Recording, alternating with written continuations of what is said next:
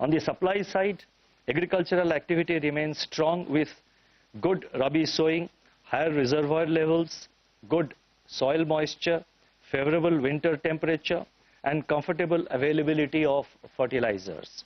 PMI manufacturing and PMI services remained in expansion at 55.4 and 57.2 respectively in January 23. Turning to the outlook, the expected higher Rabi output has improved the prospects of agriculture and rural demand. The sustained rebound in contact-intensive sectors should support urban consumption. Broad-based credit growth, improved capacity utilization, government's thrust on capital expenditure and infrastructure in the Union budget recently presented should bolster investment activity. Let me repeat, broad-based credit growth, improving capacity utilization, government's thrust on capital spending and infrastructure should bolster investment activity.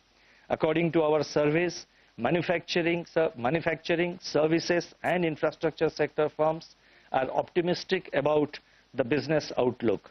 On the other hand, protracted geopolitical tensions, tightening global financial conditions, and slowing external demand may continue as downside risks to domestic output.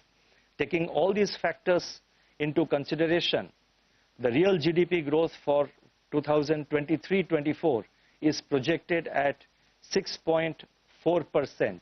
I repeat, the real GDP growth for 2023-24, that's for the next financial year, is projected at 6.4%, with Q1 at 7.8%, Q2 at 6.2%, Q3 at 6%, and Q4 at 5.8%.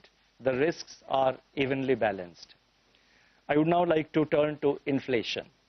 Headline CPI inflation moderated by 105 basis points during November-December 2022 from its level of 6.8% in October 22. So October 22 it was 6.8%, and by end December, I mean going by the December data, there was a moderation of 105 basis points, and that was quite a significant moderation.